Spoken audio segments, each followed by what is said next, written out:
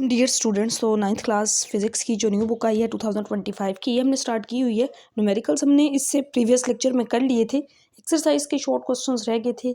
आज के इस लेक्चर में हम कंप्लीट कर लेंगे इनको। तो स्टूडेंट्स, अगर आप लोग चैनल पर फर्स्ट टाइम आए हैं तो सब्सक्राइब और वीडियो को लाइक ज़रूर कर दीजिएगा। तमाम सब्जेक्ट्स के लेक्चर्स अवेलेबल हैं, सेपरेट प्ले लिस्ट हैं, तो आप बाकी तमाम सब्जेक्ट्स के लेक्चर्स भी देख सकते हैं। तो स्टूडेंट्स, यहाँ पे सबसे पहला क्वेश्चन 1.1 बुक का पेज नंबर 25 बनता है।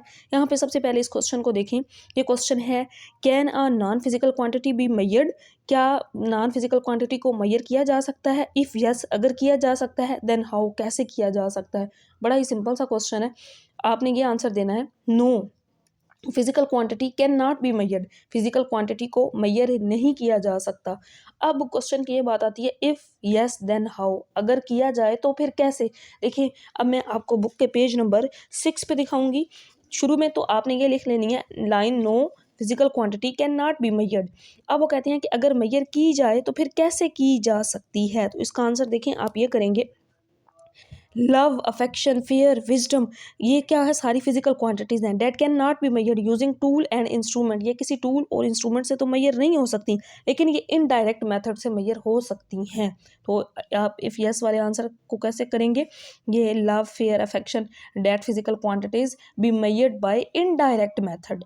डायरेक्ट टूल्स या इंस्ट्रूमेंट से नहीं हो सकती, लेकिन इनडायरेक्ट मेथड के हम कंपैरिजन कर सकते हैं कि हाँ, ये शख्स उस शख्स से इतने परसेंट प्यारा है, इतने परसेंट हो सकता है, इतने परसेंट, हम मतलब परसेंटेज उनकी इस तरह करके ये इनडायरेक्ट मेथड से हम बेसिकली उनको मेजर कर सकते हैं। तो ये आपने इस पहले क्वेश्चन का आंसर करना है। तो थोड़ा सा मैंने इसको बताया है, जिस तरह इस तरह कर लेंगे तो ये आपका एक अच्छा आंसर बन जाएगा। बाकी तो इंशाल्लाह तमाम मैं बुक से ही लगवाऊंगी और सॉल्व करने वाले साथ साथ सॉल्व करवाऊंगी। इसको मैंने एक्सप्लेन कर दी है, इसको आपने इसी तरह से प्रिपेयर कर लेना है। अब स्टूडेंट्स देखें, नेक्स्ट 1.2 है, व्हाट इज़ मेजरमेंट। सबसे पहले हमने बताना है मेजरमेंट क्या है। नेम इट्स टू पार्ट्स, फिर बताएंगे कि मेजरमेंट के दो पार्ट्स कौन से हैं। तो पेज नंबर 7 आपने ओपन करना है स्टूडेंट। सबसे पहले तो मेजरमेंट की डेफिनेशन, व्हाट इज़ मेजरमेंट, तो आपने पेज 7 पर ये वाली डेफिनेशन करनी है मेजरमेंट की। अ measurement is a process of comparison. Measurement एक कंपैरिजन का प्रोसेस है ऑफ एन अननोन क्वांटिटीज़, ऐसी क्वांटिटीज़ जिनका हमें नहीं पता, with a widely accepted standard quantity. हम उनको एक्सेप्ट करते हैं कि कोई एक स्टैंडर्ड क्वांटिटी है और फिर कंपैरिजन करके हम उनको मेजरमेंट करते हैं। तो ये मेजरमेंट की डेफिनेशन। फिर था name it's two parts, page number 8 आप ओपन करेंगे स्टूडेंट्स। अब इसके दो पार्ट्स भी बताने हैं, तो इस पर ना आपने ये दो पार्ट्स बताने हैं। अ measurement consist of two parts, measurement के दो पार्ट्स होते हैं। कौन कौन से? A number and a unit. एक नंबर होता है, यूनिट होता है। जैसे देखिए, आप किसी दुकानदार के पास जाते हैं, आप उसे कहते हैं मुझे 3 kg ऑयल दे दो।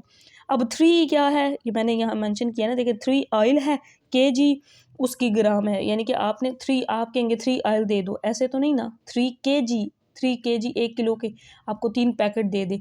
आप चीनी लेते हैं, आप कहते हैं 3 kg चीनी दे दें, आप ये नहीं कहते कि 3 चीनी दे दें। नंबर भी होता है और साथ यूनिट भी होता है। तो अ measurement without unit is meaningless, तो विदाउट यूनिट जो है वो मेजरमेंट मीनिंगलेस होती है। ये आपने इस दूसरे शॉर्ट क्वेश्चन का आंसर करना है। इसके बाद देखिए स्टूडेंट्स, एक्सरसाइज में तीसरा शॉर्ट क्वेश्चन ये है, why do we need a standard unit of measurement.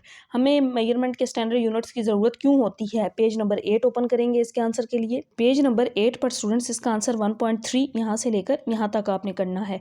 When people of different countries exchange scientific information और trade with other countries using different units, जब मुख्तलिफ मुल्कों के लोग आपस में एक दूसरे के साथ तिजारत करते थे तो क्या होता था? Eventually people got the idea of standardizing the unit of measurements which could be used by all countries for efficient working and growth of mutual trade, business and shared scientific information. क्या होता था कि जब लोग ना एक दूसरे के साथ ट्रेडिंग करते थे, एक मुल्क की चीज़ दूसरे मुल्क में जाती थी, वहाँ उनका मेजरमेंट का यूनिट और होता था, तो इस तरह के मसाइल पैदा होते थे। फिर तमाम मुल्कों ने मिलकर ना, बल्कि ये जो सिस्टम का ऐसा यूनिट बना था ना, ये 1960, ये भी याद रखिएगा आप, 1960 में तमाम मुल्कों ने एक कॉन्फ्रेंस की थी, जिसमें उन्होंने ना 1 kg चीज़ है तो वो हर मुल्क में एक जितनी होगी। तमाम वज़न के पैमाने जो थे ना, वो सारे, कपड़ा जो मेजरमेंट है मीटर में, 1 मीटर इतना होता है, 2 मीटर, यानी कि किसी मुल्क में अगर कोई चीज़ तिजारत हो, ट्रेड हो, बिज़नेस हो आपस में, उसमें किसी को लॉस ना हो, मेजरमेंट के सेम यूनिट्स बनाए गए थे तमाम कंट्रीज़ के अंदर। तो आपने यहाँ से यहाँ तक इसका आंसर करना है। इसके बाद देखिए स्टूडेंट्स नेक्स्ट क्वेश्चन 1.4 है, right the name of 3 base quantities. 3 base quantities के नेम बताने हैं और 3 ड्राइव क्वांटिटीज़ के नाम बताने हैं। पेज नंबर 8 और 9 पर आंसर है। मैं पहले पेज 8 ओपन करती हूँ। पेज नंबर 8 पर ये स्टूडेंट्स बना हुआ है बेस क्वांटिटीज़ का टेबल। इसमें से कोई सी 3 आपने करनी है, लेंथ, मैस और टाइम। लेंथ का यूनिट मीटर, मैस का यूनिट केजी, टाइम का यूनिट सेकंड। कोई से 3 पूछी गई हैं। और फिर पेज नंबर 9 पर ना ये ड्राइव क्वांटिटीज़ हैं, ये भी कोई सी 3 पूछी गई हैं। तो एरिया, वॉल्यूम और स्पीड, साथ इनके आप यूनिट्स करेंगे। Area metre square, volume metre cube और स्पीड मीटर पर सेकंड, यानी ms-1। 3 आपने फिजिकल क्वांटिटीज़ और 3 ड्राइव क्वांटिटीज़ करनी है। और इसके बाद एक्सरसाइज के अंदर ना क्वेश्चन है 1.5, which SI unit will you use to express the height of your desk. को हाइट के लिए कौन सा यूनिट यूज़ किया जाता है? तो इसका आंसर सिर्फ एक लाइन में, जैसे मैंने यहाँ लिखा है ना, यही वाला करना है। The SI unit of height is metre. Height को यानी कि जो डेस्क की हाइट होगी उसके लिए मेजर करने के लिए जो यूनिट होगा वो मीटर होगा। The SI unit of height is metre. बस इतना सा, ये 7 मीटर का सिंबल m लिख देना।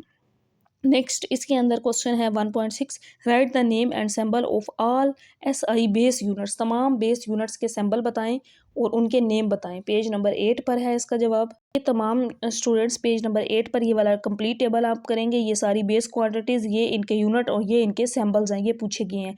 तो ये वाला पूरा कंप्लीट टेबल इस शॉर्ट क्वेश्चन के अंदर आपने करना है। इसके बाद एक्सरसाइज के अंदर शॉर्ट क्वेश्चन 1.7 है, why prefixes is used. Prefixes को यूज़ क्यों किया जाता है? Name 3 sub multiples and 3 multiple prefixes with their symbol. 3 sub multiple और 3 मल्टीपल प्रीफिक्सेस उनके सिंबल्स के साथ बताने हैं। तो इसके जवाब के लिए स्टूडेंट्स हम पेज नंबर 9 पर आ जाएंगे। 9 पर के सबसे पहले तो ये बताना है वाई प्रीफिक्सेस इज यूज्ड। तो यहाँ से लेकर यहाँ तक आप करेंगे, prefixes are used to write units by power of 10। प्रीफिक्सेस में हम किसी भी नंबर को 10 की पावर में लिखते हैं। द बिग क्वांटिटीज लाइक, अब जैसे ये एक बहुत बड़ी वैल्यू है, इसमें देखें 0 1 2 3 4 5 6 7 टाइम आ रहे हैं ना, तो इसको हम एक स्मॉल क्वांटिटीज़ इस तरह करके कन्वर्ट कर देते हैं। Are not conversion to write down. Basically बताने का ये मतलब है, जैसे ये वैल्यू थी ना, तो इसको क्या लिख सकते हैं, 5 × 10⁻⁷ बजाय इसके कि हम इसमें इतने ज़ीरो लिखते हैं, बजाय हम इसको इस फॉर्म में लिख देंगे। 0.004 को हम 4 × 10⁻⁵ मीटर तक लिख सकते हैं। बेसिकली यहाँ तक आप कर लें तो ज़्यादा बेस्ट है। तो फिजिकल प्रीफिक्सेस को यूज़ किया जाता है एक बहुत बड़ी वैल्यू को स्मॉल क्वांटिटी में चेंज करने के लिए, यानी कि 10 की पावर में ले जाते हैं। अब इसमें साथ ये भी था कि सब मल्टीपल, 3 क्वांटिटीज़ और 3 मल्टीपल। तो नेक्स्ट पेज आपने स्टूडेंट्स ओपन करना है। ये सब मल्टीपल हैं प्रीफिक्सेस, नैनो, माइक्रो, मिली, साथ आप इनकी ये वैल्यूज़ कर लेंगे। और ये मल्टीपल हैं डेसी, किलो, मेगा, ये आपने 3 कर लेने हैं इसमें से। अगला क्वेश्चन सोल्व करने वाला है स्टूडेंट्स ये 1.8, what is meant by 5 picometre. मैंने साथ लिखा देखें 5 पिकोमीटर और 5 इसी तरह पिकोमीटर। पिको का मतलब होता है 10⁻⁻2 प्रीफिक्सेस में, ये टेबल में भी है, बस आपने यहाँ पे याद रखना है पिको 10⁻⁻2 मीटर। साथ इसी तरह 15 नैनो सेकेंड था, तो नैनो का मतलब 10⁻⁹ होता है, साथ सेकेंड इसी तरह आ जाएगा। 6 माइक्रोमीटर, ये मीटर मैंने साथ लिखा, माइक्रो मतलब 10⁻⁻6 होता है, मीटर साथ इसी तरह आ जाएगा। 5 फेम्टो सेकेंड, फेम्टो होता है 10⁻⁵ और साथ सेकेंड इसी तरह आ जाएगा। ये था इस क्वेश्चन का आंसर। और नेक्स्ट हमारा जो क्वेश्चन है ये है 1.9, for what purpose a vernier calliper is used. किस पर्पस के लिए वर्नियर कैलिपर यूज़ किया जाता है? तो पेज नंबर 12 ओपन करना है स्टूडेंट्स आपने। तो इसका आंसर आपने यहाँ से लेकर यहाँ तक करना है। It is an instrument use to measure small length down to 1/10th of a millimetre. Millimetre के 10वें हिस्से तक, यानी कि बहुत सी छोटी छोटी लेंथ्स जो होती हैं ना, उनको मेजर करने के लिए यूज़ किया जाता है। It can be use to measure the thickness, इसके अलावा थिकनेस, डायमीटर, विड्थ और डेप्थ, किसी भी ऑब्जेक्ट की मेजर करने के लिए भी वर्नियर कैलिपर को यूज़ किया जाता है। तो ये इसके ए पार्ट का आंसर होगा। इसके बाद देखें इसी क्वेश्चन का students B part, name its 2 main parts, इसके 2 पार्ट्स के नाम बताएं। आंसर भी स्टूडेंट्स पेज नंबर 12 पर आप यहाँ से यहाँ तक करेंगे। इसके 2 पार्ट्स कौन कौन से हैं? एक है अ main scale which has marking of 1 millimetre each, जिस पे 1 मिलीमीटर तक की यानी कि पैमाइश होती है। अ वर्नियर स्लाइडिंग स्केल, दूसरा क्या है? वर्नियर स्केल है ऑफ लेंथ 9 मिलीमीटर, इसकी लेंथ 9 मिलीमीटर होती है। And it is divided into 10 equal parts, और हर एक लाइन को 10 इक्वल पार्ट्स में डिवाइड किया जाता है। तो यहाँ से यहाँ तक आपने ये इसके 2 पार्ट्स बताने हैं, मेन स्केल और वर्नियर स्केल। और इसके बाद पार्ट नंबर सी है, how is least count found. Least count vernier calliper का कैसे फाउंड किया जाता है, इसका जवाब पेज नंबर 13 ओपन करेंगे आप। शुरू आपने पेज नंबर 12 से ही करना है, यहाँ से ये आखिरी लाइन है, the least count is found by dividing the length of one small division on main scale by the, फिर आप नेक्स्ट पेज पर आ जाएंगे, मैं यहाँ ओपन कर रही हूँ इसको, ये देखिए, हाँ जी, by the total number of division on the vernier scale which is again 1 millimeter divided by 10, तो आंसर इज 0.1 मिलीमीटर। तो हम इसको सेंटीमीटर में 0.01 सेंटीमीटर लिखते हैं। यहाँ तक आपने सी पार्ट का आंसर कर लेना है। ये तरीका बताया हुआ है कि वर्नियर कैलिपर का लीस्ट काउंट कैसे फाइंड करते हैं। और इसके बाद देखिए स्टूडेंट्स, डी पार्ट ये है, what is meant by zero error. Zero error का क्या मतलब है। अब इसके डी पार्ट के लिए आपने पेज नंबर 13 ओपन करना है और ये आखिरी 3 लाइनें यहाँ से लेकर यहाँ तक करनी है। इफ़ वन ज्वाइनिंग द जाज ए एंड बी, अगर ए और बी दो जाज को ज्वाइन किया जाए, the zero of the main scale and vernier scale do not exactly coincide with each other, तो वो एक दूसरे के उनके जो स्केल्स होते हैं बराबर नहीं होते, देयर इज़ एन एरर, तो फिर वहाँ पे एरर होता है, it is an error in the instrument that is called zero error, तो उसको फिर क्या कहते हैं, जीरो एरर कहते हैं। ये आपने इसकी डेफिनेशन कर लेनी है जीरो एरर की। हमारा जो क्वेश्चन है 1.10 है, state least count and vernier scale reading as shown in the figure and hence find the length. ये एक फिगर है, अब इसमें 1.11 की ये फिगर है और ये वाली 1.10 की है। इस फिगर को देखते हुए हमने क्या करना है, state least count and vernier scale reading in the figure and find the length. Length find करनी है, वर्नियर उनके वर्नियर लीस्ट काउंट हम लिखेंगे, वर्नियर स्केल लिखेंगे, मतलब इनकी रीडिंग्स को लिखेंगे। अब मैं इसको यहाँ पे आपके सामने सॉल्व करूँगी। तो स्टूडेंट्स यहाँ पे देखें, सबसे पहले इसके सोल्यूशन में मैंने लिखा लीस्ट काउंट वर्नियर कैलिपर का 0.01 सेंटीमीटर में मैंने लिखा, 0.01 मिलीमीटर होता है, मैंने वहाँ क्वेश्चन में भी बताया था कि 0.01 सेंटीमीटर में। मेन स्केल रीडिंग 2.6, अब ये कैसे आई, ये यहाँ पे पता होना चाहिए। मेन स्केल रीडिंग देखें स्टूडेंट्स, मेन स्केल रीडिंग, अब इसके यहाँ से 2 से आगे देखें ना, ये 5 और इसकी वर्नियर के साथ अगली ये वाली लाइन क्या होगी 2.5 के बाद, ये 2 के बाद ना 2 के 5 पार्ट्स तो इस लाइन तक बनते हैं ना 5 पार्ट्स, तो यहाँ पे ये वर्नियर के साथ अटैच हो रहा है ना ये वाली लाइन, तो ये 2.6 है। इस वजह से मैंने यहाँ पे क्या लिखा कि वर्नियर मेन स्केल की रीडिंग कितनी है, 2.6 है। वर्नियर स्केल की रीडिंग देखें 4 कैसे लिखी, अब इसकी वर्नियर ये 3 से आगे ये लाइन है ना, ये इस 0.5 से ये वाली लाइन अटैच हो रही है, ये इस 3 से आगे ये वाली लाइन, तो ये यहाँ पे 3 के बाद 4 लाइनें। अगर मैं यहाँ से आपको बताऊँ ना, ये देखें यहाँ से आप इसको काउंट करें 1 2 3 4, 5 तक जाने से पहले ये पिछला पॉइंट 4 बनता है, 4 पार्ट्स में ये वर्नियर स्केल है ना, तो यहाँ पे देखें इस लाइन के बराबर, ये 3 के बराबर ये लाइन कट हो रही है ना, इसके साथ मेन स्केल वाली रीडिंग के साथ वर्नियर की अटैच हो रही है, ये 4 बनती है यहाँ 1 2 3 और ये 4, ये वाला पॉइंट, इस वजह से मैंने इसको 4 लिखा। अब यहाँ फार्मूला लेंथ फाइंड करने का फार्मूला आपने याद रखना है। फार्मूला क्या होता है, main scale reading plus least count, इस तरह मैं सामने कर लूँ ताकि आपको क्लियर नजर आए। Length is equal to main scale reading plus least count multiply vernier scale reading.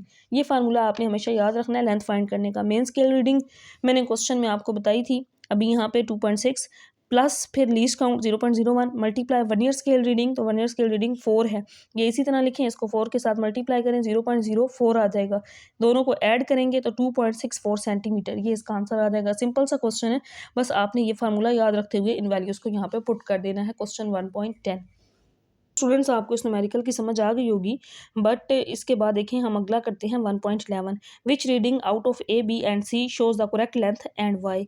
यहाँ पे इसकी डायग्राम ये दी गई है, ए की ये 5.9, बी की जो पैमाइश यानी कि दी गई है 6.0 6. कौन सी इन तीनों में से करेक्ट है ये बताएं।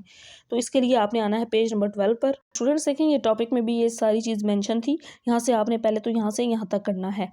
The person eye is directly above the ruler point B if the metre ruler is read from an angle, अगर एंगल के साथ रीड किया जाए such from a point A or C the object will appear to be different length, तो object की different length होती है। अब यानी कि वो ये बताता है कि डायरेक्टली मेजर किससे किया जाता है, बी पॉइंट से मेजर किया जाता है, तो बी वाला जो होता है ये करेक्ट होता है। देखिए इसके ऊपर मेंशन है इनकरेक्ट, करेक्ट कौन सा है, बी वाला है। तो अगर उस डायग्राम में हम बी वाला देखें ना, मैं अब आपको वो एक्सरसाइज में दिखाती हूँ, तो B point is always correct point. तो यहाँ पे अगर देखें तो बी क्या है 6.0 है, तो आपने बस अब इस तरह से ये लाइन मेंशन करनी है जैसे मैंने यहाँ लिखी है, the correct reading is B is equal to 6.0 centimetre. तो करेक्ट रीडिंग जो है वो बी वाली है, अब आपको क्लियर नज़र आ गया होगा स्टूडेंट्स। करेक्ट रीडिंग बी है जो कि 6.0 सेंटीमीटर है। तो यहाँ पे हमारे ये शॉर्ट क्वेश्चंस कंप्लीट हो गए हैं। इंशाल्लाह फिर इसके बाद नेक्स्ट ना हम ये कंस्ट्रक्टेड रिस्पॉन्स क्वेश्चंस का सोल्यूशन भी करेंगे, बट एक्सरसाइज वाले ज़्यादा इंपॉर्टेंट है, इनको आपने अच्छी तरह से करना है। और इसी तरह हम तमाम एक्सरसाइजेस का सोल्यूशन करेंगे और चैप्टर के ना टॉपिक वाइज भी उनके लेक्चर्स हैं वो भी आप देख सकते हैं। अल्लाह हाफिज़ स्टूडेंट्स।